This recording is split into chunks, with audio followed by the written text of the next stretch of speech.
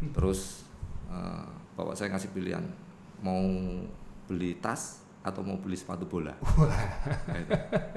Daripada jadi sampah di sana, mending jadi sampah di sini katanya. Seperti itu. Serius itu. Artinya dia melihat ya kita tuh sampah, jadi di sana akan tetap sampah, tapi keinginan untuk membuktikan bahwa itu salah jadi pelecut malah.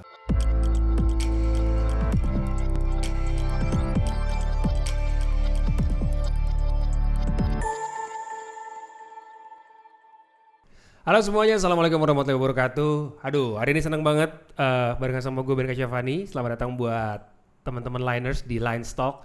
Ini konten pertama, jadi seakan-akan gue harus buka dengan seakan-akan ini membuka sebuah program baru. Betul banget, hari ini barengan sama gue. Hari ini kita akan ngobrol sama orang-orang penting, orang-orang hebat, orang-orang berprestasi yang bisa memberikan inspirasi buat kita. Tentunya hari ini ngobrol sama seorang warga LDI. Beliau adalah seorang yang sangat berprestasi di bidang yang menjadi passion saya sejak kecil. Seorang legenda sepak bola, seorang pemain yang bermain di banyak sekali klub di Indonesia, tidak hanya berkiprah secara nasional tapi juga internasional. Assalamualaikum warahmatullahi wabarakatuh. Ini dia Budi Sudarsono. Mantap. Assalamualaikum Mas. Warahmatullahi wabarakatuh. Budi Sudarsono, Budi Gol, Budi Piton 13. Sebutannya banyak banget. Iya benar. Salah satu yang paling terkenal ini Pitonnya ini Mas ya. Budi Piton ini. Pertama Piton. Pertama Piton. Pertama Piton, setelah ganti klub supporternya bilang Budi Gol kata. Pertama kali disebut atau dipanggil dengan Budi Piton tuh masih inget gak kapan tuh? Setahu saya ketika di Persija. Waktu di Persija? Nah, waktu di Persija awal tahun itu udah Piton itu udah melekat gitu. Jadi ada spanduknya besar itu ketika saya main dan juga ada lagunya. Oh ada lagunya? Ada lagunya juga. Chant dia bilang ya istilahnya. Ya. Masih inget gak lagunya? Kalau nggak salah apa tuh? Budi Sudarsono.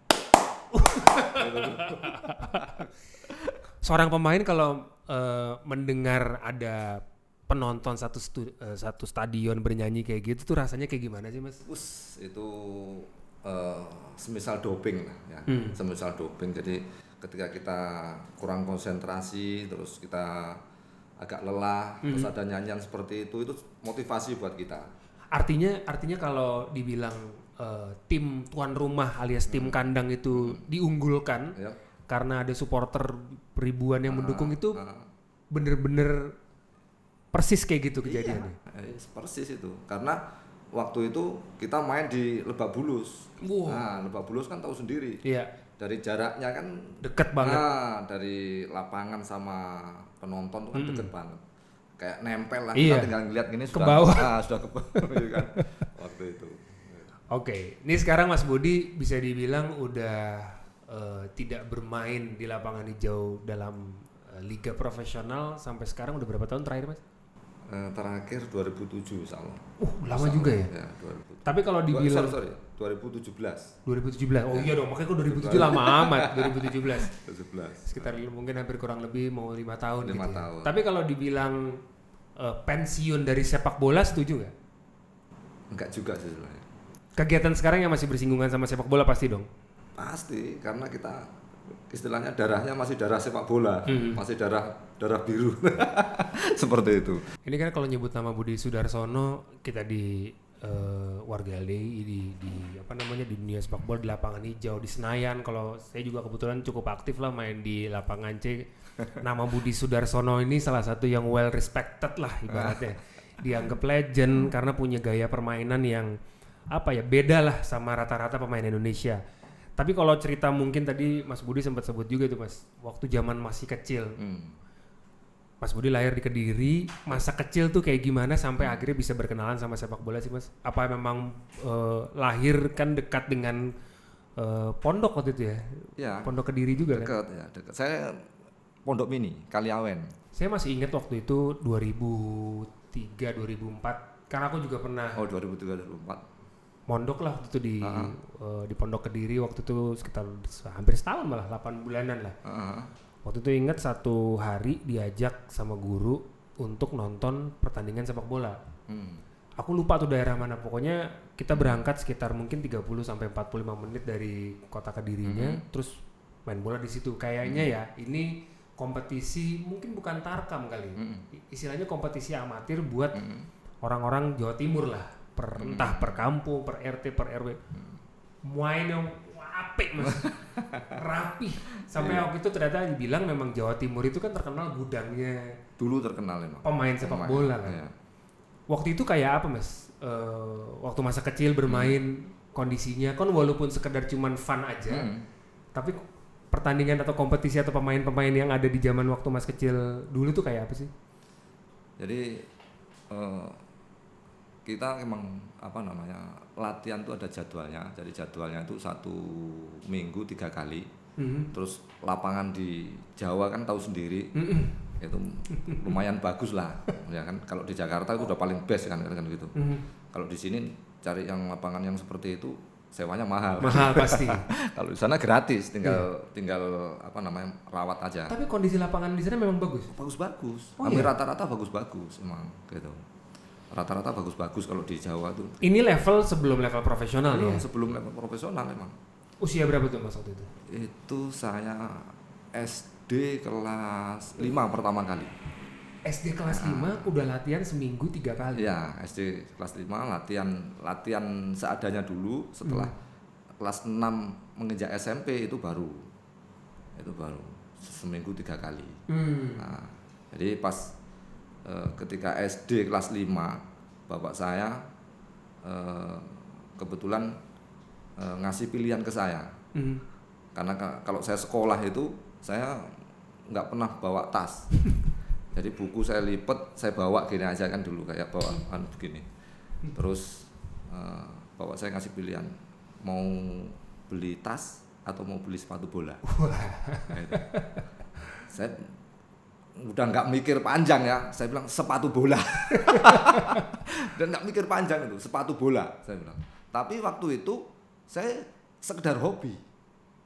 Belum kepikiran tuh. Belum kepikiran seperti itu. Jadi belum ada kepikiran bahwa nanti sepak bola itu bisa begini, bisa buat cari maisha dan sebagainya, belum kepikiran. Jadi pure untuk hobi aja. Tapi dimanapun saya kejar itu. Kita latihan di mana saya kejar latihan di mana. Kebetulan SSB nggak sebanyak sekarang. Oh, masih terbatas seperti itu. Di situ nggak ada. Saya SSB itu di Kertosono. Tahu Kertosono kan? Tahu. Itu dari Kaliawen ke Kertosono itu jaraknya kira-kira ya 25 kilo lah. Ya 25 kilo itu. Untuk mengejar bisa latihan. Untuk mengejar biar bisa latihan yang bagus, yang pantas lah. Terus ikut kompetisi. Gitu. Kalau di kita latihan rutin, tapi kompetisi kita enggak karena belum ada nama. Gitu. Waktu itu. SSB-nya masih ingat waktu itu di Kertosono itu apa? Apa ya? Kalau yang di Kaliawen di tempat saya itu namanya Peta dulu. Peta Ngino namanya. Diklat salah tiganya warga LDI lah ibaratnya. Itu seperti itu. Akhirnya ngejar ke Kertosono karena tahu di situ ada sekolah sepak bola yang mungkin bisa punya kesempatan bisa ikut kompetisi. Akhirnya diterima? Apa ada tes dulu atau? Saya nggak diterima waktu itu. Tes tapi? Trial gitu. Tesnya itu kalau nggak salah ijazah. Kebetulan ijazah saya lebih agak tua sedikit. Dia umur. Piala Haurnas namanya. Hari olahraga nasional. Karena ini lama ya, saya agak mikir supaya agak lupa ingat gitu. Jadi Piala Haurnas kalau nggak salah. Haurnas di situ ada Kertosono, terus ada Medan, ada Surabaya, ada 4 pokoknya ada 4 itu. Artinya sudah akan bertemu dengan tim-tim dari kota-kota besar di mana memang melahirkan banyak pemain sepak bola, Medan. Ya, itu kan seneng banget. Seneng banget mau ikut ke situ tuh seneng banget. Tapi kita kebentur sama usia. Saya masukin lah usia ijazah adik saya. Iya benar. Jadi sekarang jangan ikutin ya. Itu akhirnya nggak bisa juga. Namanya udah pengen kan soalnya. Wah, kan? pengen banget. Pengen kompetisinya. Iya, pengen kalau ikut. latihannya sih oke. Udah Kita sering. di tempat di rumah oke latihannya kan gitu. Sampai akhirnya bisa ikutan kompetisi. Pas waktu nggak ikut saya. Oh benar-benar nggak ikut? Nggak ikut karena Terus? akhirnya saya nonton wah gimana ya gini. Saya kecewa banget. Betul. Banget kecewa itu. Padahal saya butuh jam terbang itu sebenarnya. Akhirnya kita nonton doang. Yes, gimana lagi kan? Akhirnya saya ke Jakarta. Setelah event itu Ini masih SMP nih? saya sudah SMP. Di SMP nih? SMP ya, SMP kita latihan SMP, akhirnya saya keluar dari Jakarta supaya saya berkembang. Keluar dari Kaliawen? Sorry, keluar dari Kaliawen ke Jakarta. Tapi memang khusus mengejar sepak bola? Sepak bola. Tapi saya nggak mikir bahwa sepak bola itu yang tadi saya bilang bisa buat cari maisa dan sebagainya. Saya nggak mikir itu. Saya pengen cuma hobi dan orang tua boleh. Orang tua support. Walaupun mungkin sekolah jadi berantakan. Artinya sekolah udah selesai. SMP udah selesai. Artinya kan pada saat misalkan kita orang tua nih ngelihat anak kita mau ngejar hobinya, karena waktu itu berpikirnya hobi. Kita sebagai orang tua kalau mikirnya buat apa kalau cuma buat hobi doang sampai harus keluar dari ibaratnya kampung sendiri mengejar sesuatu yang nggak tahu ujungnya. Kita pasti orang tua bilangnya enggak kan? Nggak usah lah, sekolah aja dulu. Tapi orang tua itu dukung. Ya pokoknya doain lah. Pesannya cuma satu. Yang penting sholatnya jangan bolong, dia bilang gitu. Itu aja. Sampai sekarang tuh tak ingat. Itu nasihat semua orang tua kita ya. Aku juga inget yang dari bokap nyokap gue lagi. Terserah mau ngapain, yang penting sholatnya jangan bolong. Terus akhirnya berangkat ke Jakarta. Kita ke Fathahilah dulu, ada Fathahilah. Latihan di situ, selama 3 tahun, 2007 sampai 2004 sampai 94 sampai 98 awal. Itu kita di Persitara, pernah main di Persitara. Tapi ketika saya main di sana, junior, usia junior sama usia senior, Fathahilah itu juara Persitara. Jadi Fathahilah itu kayak anggotanya Persija gitu, tapi kalau di sana anggotanya Persitara. Iya. Itu juara dari junior ke ini senior juara. Itu. Akhirnya dari situ saya pengen ke Pelita itu, ke Pelita Jaya. Dulu kan sekolah sepak bola paling top lah. Paling top waktu itu, tahun 90-an itu paling top ya. Kita mau ke situ, akhirnya nggak tembus, saya kecewa. Saya pulang lah ke Kediri. Ya. Gitu. Saya pulang ke Kediri. Saya seleksi Persdikap di Kediri, seleksi Persdikap nggak diterima juga. Akhirnya saya ke Surabaya. Ketika saya di Surabaya, saya ikut kompetisi kayak Tarkam lah di sini. Tarkam. Ini usia saya udah SMA kali ya? Ya, SMA. 17-an. Oh iya, SMA. 17 itu udah SMA. Junior, Persebaya junior. Akhirnya saya ikut Tarkam kemana-mana. Udah terima duit? Belum. Duit ada tapi enggak. Enak yang punya klub dong.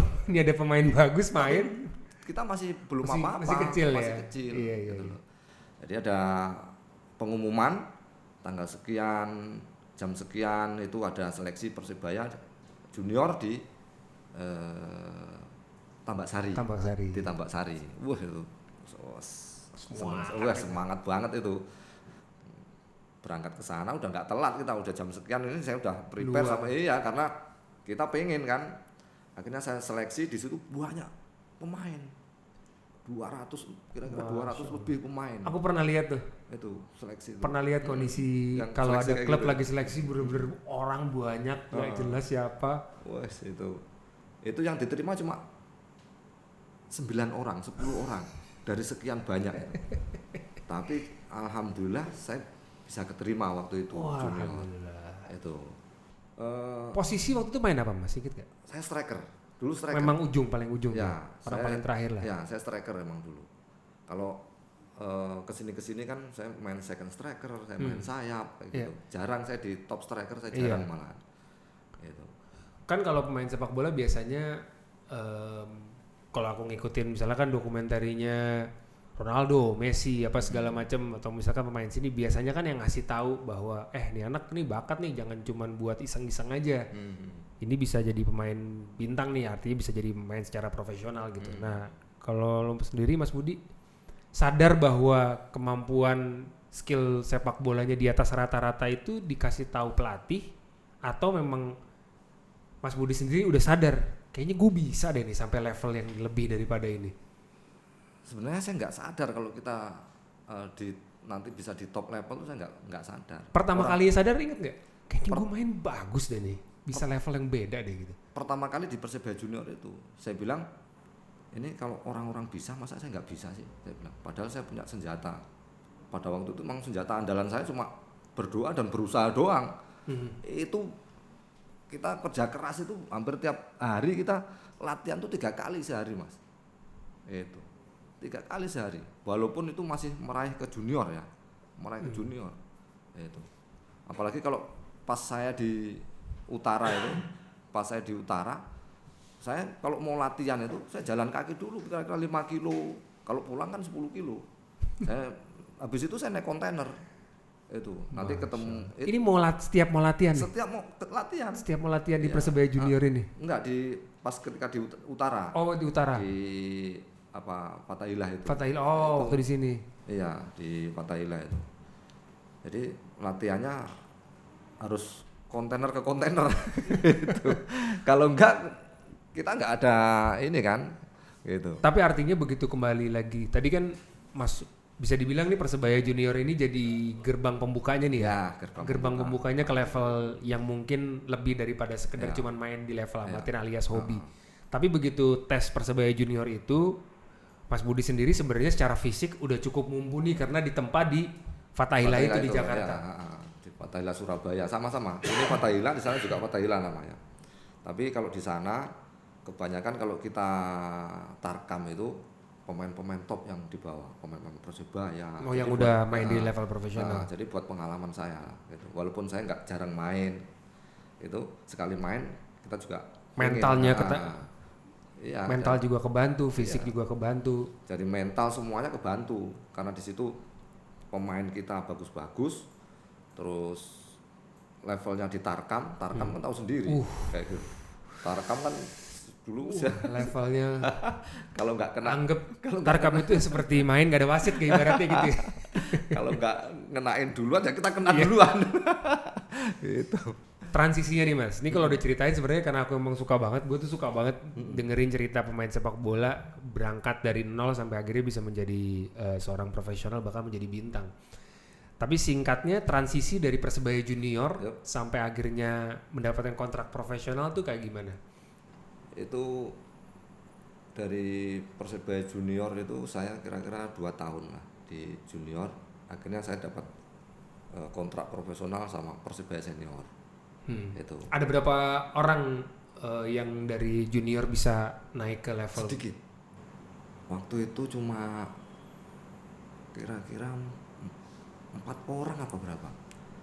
Artinya itu scouting alias pemantauan dari pemandu bakat tuh benar-benar ketat banget kan untuk bisa naik ke level profesional kan. Tapi yang lain dia main di mana-mana, maksudnya bukan di Persebaya, ada main di ini, main di itu. Karena emang waktu itu gudangnya pemain Persebaya itu sangat luar biasa.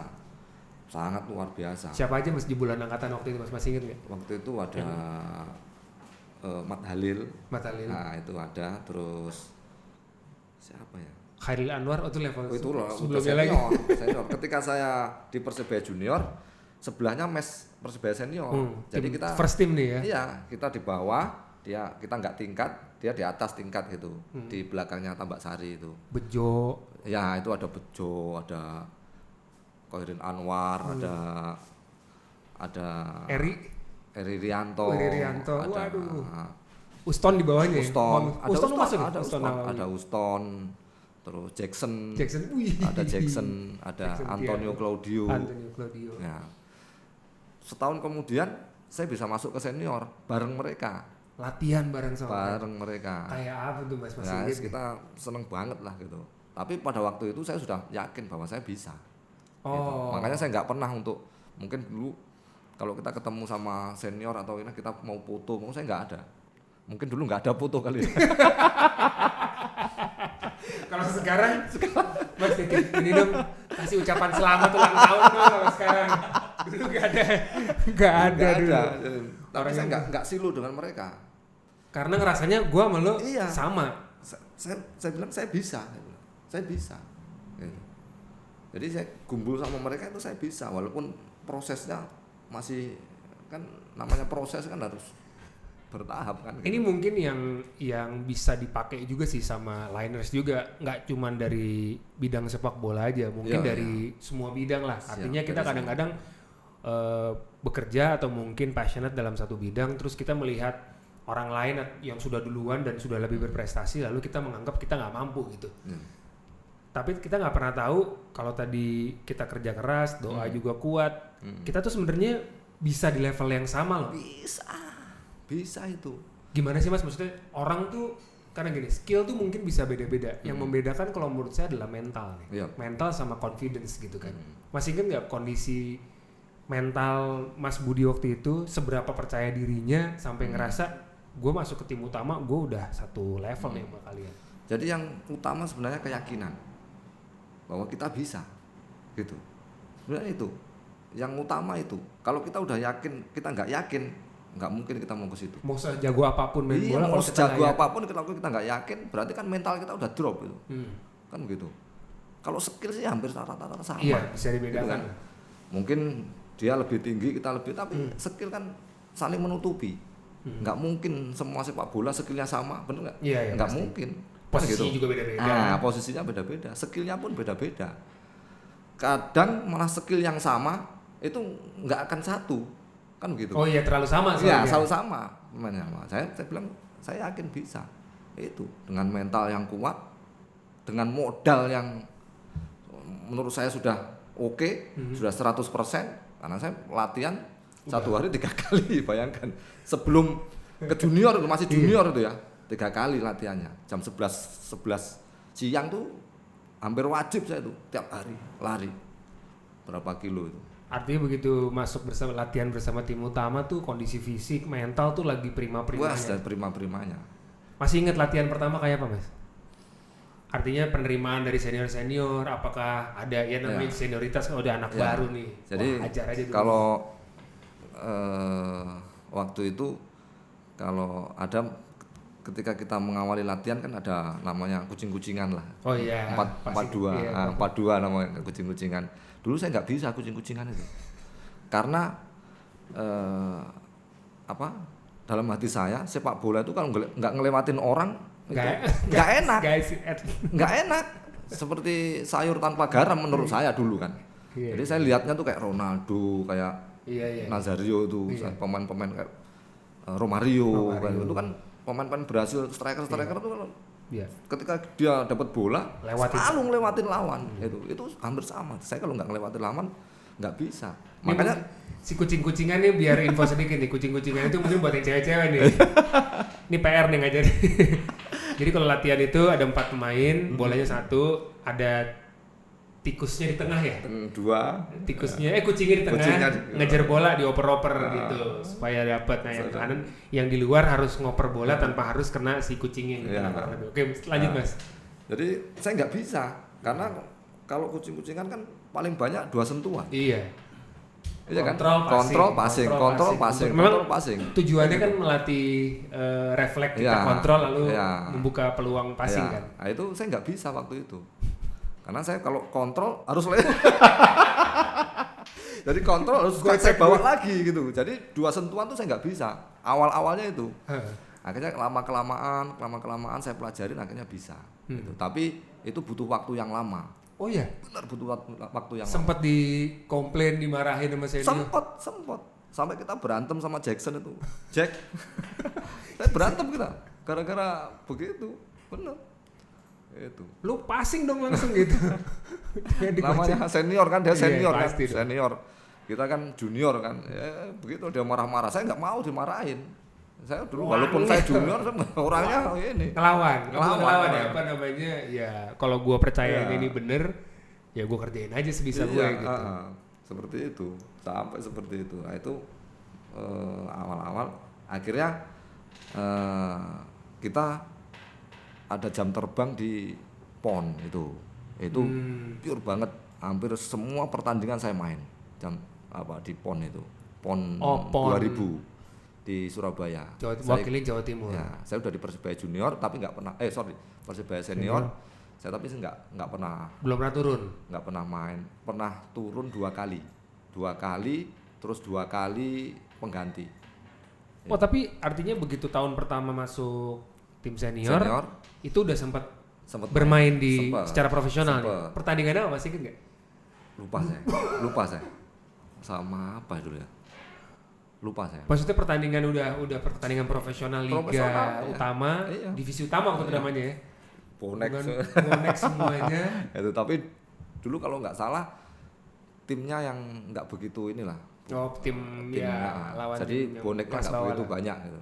Kalau biasanya bonek itu kan kalau tim-timnya yang tim gede lawan Persija, Arema gitu. Bonek full itu di Tambak Sari itu. Tambak Sari kan bukan di GBT. Bukan GBT. Iya. Tapi habis itu dari situ ikut PON. PON tuh waktu itu masih usia di bawah 23 kali ya? 23. Iya, di bawah 23 ya. Saya 21 kalau nggak salah. Mewakilin Jawa Timur. Tim starting line up, main full tuh. Juara waktu itu. Juara. Jawa Timur saya juara. Saya top skor waktu itu. Jadi juara final lawan Jawa Tengah atau Jawa Barat big match final itu. Masih ingat jagoan-jagoannya siapa aja yang akhirnya jadi nama-nama besar di PON 2000 itu? Banyak, ada Ismet Sofyan. Kalau di Jawa Timur ada Bejo. Tapi Bejo waktu itu sakit, Uston. Terus ada Warsidi dulu. Warsidi kan pemain belakang langganan timnas juga. Terus ada Hendro? Enggak, Hendro sudah duluan ya? Duluan. Jadi terus Karis Yulianto. Terus artinya Haryanto. Haryanto ada. Banyak lah pemain jebolan situ yang akhirnya jadi nama-nama besar. Nama besar di timnya masing-masing. Nah, dari PON itu akhirnya yang membuka mata klub-klub juga kali. Ya, akhirnya saya ke Persija setelah itu. Setelah PON itu jadi langsung cuma 1 tahun saya di Persibaya. Tahun kedua saya di Persija. Itu. Saya di Persija itu juara. Jadi pertama saya di Persija juara. Oh, jadi juara terakhir kali sebelum yang kemarin ini itu ya, di tahunnya Mas Budi. Di tahun yang pertama itu ya, yang ini. Oh iya 2001 itu. Yang bawa saya ke sana tuh Pak Andi Lala. Kebetulan beliau almarhum itu jadi pelatih Persija. Sebelumnya kita uji coba sama Persibaya. Setelah kita uji coba sama Persibaya, waktu kompetisi berhenti, maksudnya kompetisi lagi pramusim, uji coba sana, saya main, malamnya saya dipanggil. Dipanggil sama Pak Andi itu di hotel Mulia, hotel Atlet Century. Bukan di sana, di Surabaya. Oh, di Surabaya. Di Surabaya. Gimana? Bisa ini? Saya bilang bisa, siap. Saya bilang saya siap. Setelah itu saya sign kontrak di Persija, Persibaya rame. Saya dijelek-jelekin dan sebagainya karena ya kayak gitu. Dibilang pengkhianat atau seperti itulah kan. Tapi waktu itu saya nggak pernah main. Iyalah. Dan mungkin saya mungkin dia tahu bahwa saya ada potensinya mungkin. Mungkin dia tahu karena di Surabaya kan tahu sendiri. Iya, bintang semua. Wah, banyak pemain, banyak pelatih senior kan, banyak pengamat sepak bola yang luar biasa menurut saya. Terus pelatih kan banyak dulu dari sana kan gitu. Iya. Itu. Jadi agak kurang enak keluarnya dari Persibaya, kita Persija. Tapi pilihan saya tepat. Iya. Saya setahun di situ saya sudah juara. Saya top skor nasional.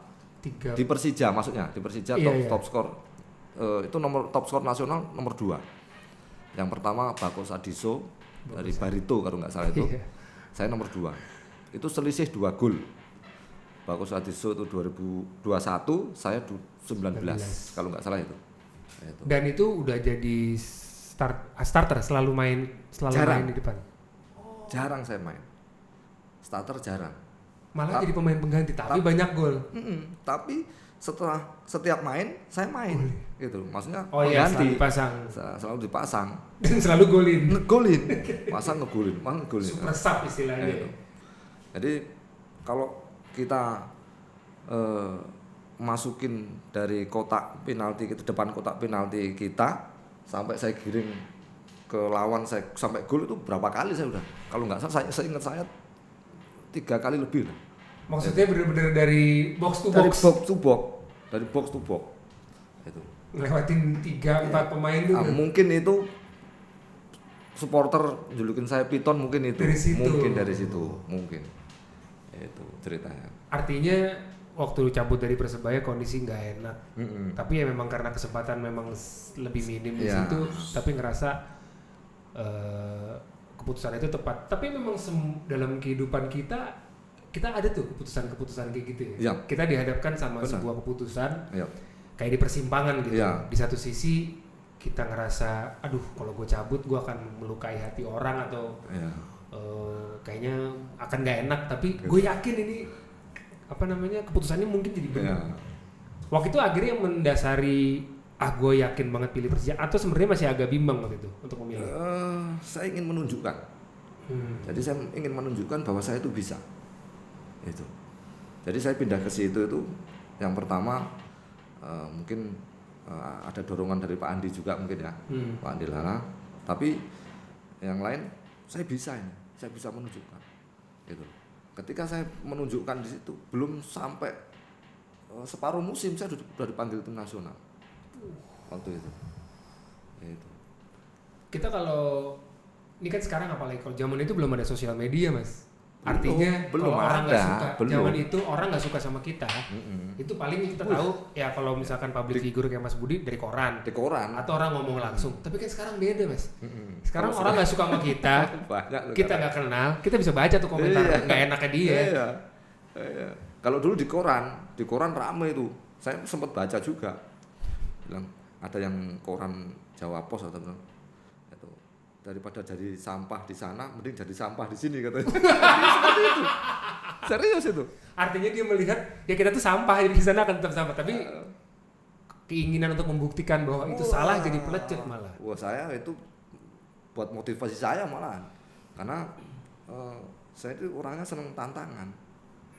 Dari awal tuh emang saya senang tantangan. Makanya saya nggak stay di suatu tempat, di klub satu tempat itu terlalu lama saya nggak karena suka. Kalau udah satu tempat kita nyaman, udah zone-nya udah aman gitu, kita bosan jadinya, boring. Kita butuh tantangan baru gitu. Jadi di tantangan baru itu kita bisa nggak? Nah, saya pengen membuktikan bahwa saya bisa gitu loh. Saya itu. Ya artinya ya teman-teman juga mungkin liners juga pernah mengalami hal kayak gini gitu kan. Di kerjaan dihadapkan sama pilihan juga. Terus misalkan keluarga atau mungkin perusahaan menahan, tapi kita melihat ada potensi lain yang bisa membuat diri kita berkembang di kantor selanjutnya, di pekerjaan selanjutnya. Ya percaya sama diri sendiri itu jadi satu kunci ya Pak? Iya, kunci banget. Kita harus percaya dengan kemampuan kita, gitu. Harus percaya. Kalau kita nggak percaya, siapa yang lagi yang percaya dengan kita? Tapi kalau sekarang orang banyak kasih info di sosmed, diomongin orang, terus akhirnya udah deh gue ya daripada diomongin orang gue gini-gini aja deh gitu. Itu gimana Mas pendapatnya Mas? Kalau zaman saya gampang sebenarnya kan. Kalau zaman saya kan sosmed mah nggak begitu ini ya. Nggak ada malah.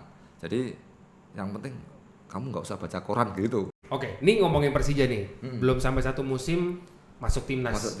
Artinya kalau tadi dari kecil masuk level profesional, ini jadi pembuka dan bisa dibilang pembuka ke masa-masa kejayaannya Budi Sudarsono nih setelah ini. Benar. Kehidupan kayak apa sih Mas? Klik like jika menyukai video ini dan subscribe untuk mendapatkan berita terbaru dari LDII TV. Alhamdulillahi jazakumullahu khairah telah menonton.